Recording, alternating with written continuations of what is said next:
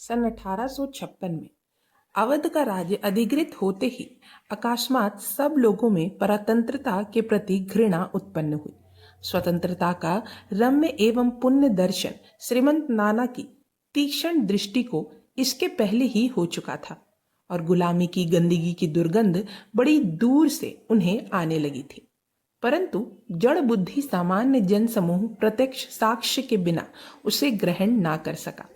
फिर भी अवध का राज्य अधिकृत होते ही हर कोई अपने अस्तित्व को धिक्कारने लगा और गुलामी में सड़ने की अपेक्षा मरना भला, ऐसी गर्जना कर अपनी तलवारों पर पानी चढ़ाने लगा।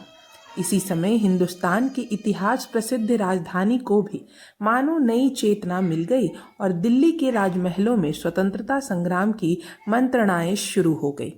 दिल्ली के बादशाह की बादशाही लेकर ही अंग्रेज नहीं रुके, अपितु उनकी बादशाह की शाब्दिक पदवी भी उनके बाद ना चले, यह भी तय कर लिया। ऐसी पिनावस्था में अपना पूर्व वैभव प्राप्त करने हेतु एक बार अंतिम प्रयास करके देखें और मरना ही है तो बादशाह की शान से मरे, ऐसा विचार राजमहल में होने लगा। इस काम में प्रमुख इस्लामी सत्ताओं की सहायता मिले, इसीलिए मैं सुन्नी पंथ छोड़कर अवध के नवाब और ईरान के शाह का शिया पंथ स्वीकार करता हूँ, ऐसी घोषणा भी बादशाह ने की। इसी समय अंग्रेजों की ईरान से लड़ाई शुरू हुई। हिंदुस्तान में भी उसी समय विद्रोह होना अपने लिए लाभदायक है। यह देखकर ईरान के शाह ने सन 1857 के प्रारंभ में दिल्ली की मस्जिदों से इसी प्रकार की सार्वजनिक घोषणाएं होने लगी। फिरंगियों के कब्जे से हिंदुस्तान को मुक्त करने ईरानी फौजी जल्द ही आ रही है, इसीलिए बूढ़े जवान छोटे बड़े, सुशिक्षित अशिक्षित, रैयत और लश्कर सारे लोग इन काफिर लोगों के शिकंजे से मुक्त होने के लिए रणांगन में कूद पड़े। इस घोषणा पत्र को सारे भारतीय समाचार पत्रों ने प्रकाशित किया और दिल्ली के लोगों में क्रांति युद्ध की लहर दौड़ गई। दिल्ली के बादशाह के सचिव मुकुंदलाल कहते हैं, राज मंदिर के द्वार पर और महल में मुगल खुले मन से युद्ध की चर्चा करते रहते थे। सिपाही जल्दी ही विद्रोह कर राजमहल की ओर आएंगे और फिरंगियों को जुआ उतार कर फेंक कर फिर से अपना राज्य स्थापित करेंगे। ऐसी निश्चय पूर्वक बातें वे करते और अपना राज्य हो जाने पर अपने देश की सारी सत्ता एवं सारे अधिकार अपने ही हाथों में रहेंगे। ऐसी आशा से सब लोग उत्साहित हो जाते। इस लोक जागृति को उत्तेजना देने के लिए शहजादे और राजवंश के अन्य पुरुषों ने अलग अलग उपाय किए और दिल्ली में क्रांति की ज्वालाएं सब ओर से सुलगने लगी। इस तरह दिल्ली के दीवाने आम में और ब्रह्मवर्त के राज मंदिर में स्वतंत्रता संग्राम की गुप्त तैयारी हो रही थी। हिंदुस्तान की क्रांतिकारी शक्तियों को इकट्ठा और संगठित करने के लिए इन दो राजमहलों में से प्रचंड प्रयास चल रहे थे। वे इतने गुप्त रीति से किए जा रहे थे कि अंग्रेजों जैसे धूर्त लोगों को भी सन 1857 में तोपों की गड़गड़ाहट होने तक उसकी रत्ती भर भनक नहीं थी। हजारों रुपए की तनख्वाह और हाथियों का पुरस्कार देकर इस राजनीतिक जिहाद का उपदेश करने के लिए बड़े बड़े मौलवी भेजे गए। वे गांवों और शहरों में इस राजनीतिक धर्म युद्ध का उपदेश गुप्त सभाओं में देते हुए घूमते थे। सिपाहियों के शिविरों में रात को उनके व्याख्यान होते थे। लखनऊ की मस्जिदों में मौलवी जिहाद शुरू करने संबंधी खुले भाषण किया करते। पटना और हैदराबाद में रात में सभाएं होती और विभिन्न मौलवी सब स्तर के लोगों को स्वतंत्रता की रक्षा करने और स्वधर्म के लिए युद्ध करने की शिक्षा देते। जिनके पवित्र नाम से अपने हिंदुस्तान देश का इतिहास भूषित हुआ और जिनके पावन चरित्र का कथन आगे यथासंभव किया जाने वाला है। उन देशभक्त मौलवी अहमद शाह को लखनऊ में हिंदू और मुसलमानों की फिरंगियों के विरुद्ध एक साथ विद्रोह करने का खुला उपदेश देने के कारण फांसी का दंड दिया गया था। उपर्युक्त मौलवी की तरह ही सैकड़ों प्रचारक फकीरों और सन्यासियों को बाना धारण कर स्थान स्थान पर गुप्त प्रचार करने लगे। भीख मांगने के बहाने हर घर में जाना सुलभ होने से और इस तरह शत्रु के मन में किसी तरह की आशंका उत्पन्न न होने का कारण ये देशभक्त फकीर और सन्यासी दर दर घूमकर दास्ता के प्रति घृणा और भावी स्वतंत्रता की अभिलाषा लोक समूह में प्रदीप्त किया करते थे। विशेषतः सेना में इन लोगों का उपयोग बहुत था, क्योंकि हर टुकड़ी में एक पंडित और एक मुल्ला धार्मिक कार्यों के लिए रखना अनिवार्य होने से उस स्थान पर यही लोग जाकर बैठते थे। सिपाहियों के मन पर उनके धर्म गुरु का दबाव और प्रभाव होने से इन्हीं लोगों के द्वारा स्वतंत्रता के पवित्र धर्म की दीक्षा देना आवश्यक था। स्वतंत्रता के बिना धर्म रक्षण असंभव है। यह मर्म जानकर हजारों धर्मगुरु इस राजनीतिक जिहाद का आह्वान करने आगे आए। सन 1857 के अप्रैल माह में ऐसा ही एक देशभक्त फकीर वहां की सैनिक छावनी में आया। उसके पास हाथी, घोड़े आदि तथा अन्य सरजमान भी था। वहां के सिपाहियों को राजनीतिक जिहाद की दीक्षा देने में वह मग्न था, परंतु अंग्रेज अधिकारियों को उस पर शंका हुई और उन्होंने उसे वहां से निकाल जाने का आदेश दिया। यह आदेश होते ही फकीर वहां से तो निकल गया, परंतु पास ही के गांव में घुसकर फिर अपनी गुप्त रचना का कार्य करने लगा। ऐसे कितने ही स्वतंत्रता के भक्त लोग अपनी जान हथेली पर लिए इस अपार रचना का गुप्त कार्य बड़े कौशल से कर रहे होंगे, परंतु वे कौन थे, कहाँ के, यह भी स्मृति आज जनता में नहीं रही।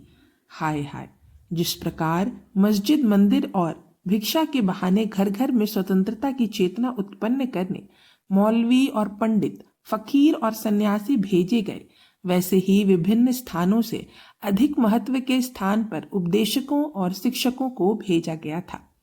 हिंदुस्तान में विभिन्न प्रदेशों के लोगों के एकत्रित होने के मुख्य स्थान बड़े बड़े तीर्थ क्षेत्र थे। ये क्षेत्र एक प्रकार से सारे प्रदेशों के लोगों के राष्ट्र सम्मेलन स्थल ही है। मस्जिदों में स्थानीय लोग ही आएंगे, परंतु तीर्थों में भी राजकीय महंत नियुक्त किए गए और जल्द ही गंगा के पुण्य स्नान के लिए आने वाले हजारों बंधुओं को हिंदुस्तान के मन में मचल रहे स्वतंत्रता युद्ध में सम्मिलित होने का गुप्त आदेश देते देते पंडित लोग प्रत्येक तीर्थ में घूमने लगे। विराट जन समूह के मन में एक ही इच्छा उत्कटता से उत्पन्न करने और उसकी अक्षय मुद्रा उनके हृदय पर अंकित करने के लिए कविता जैसा उत्तम साधन नहीं है।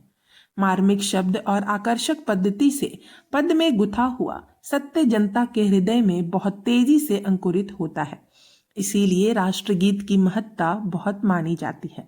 राष्ट्रगीत राष्ट्र के हृदय की भावना एक वाक्य में प्रकट कर सकते हैं।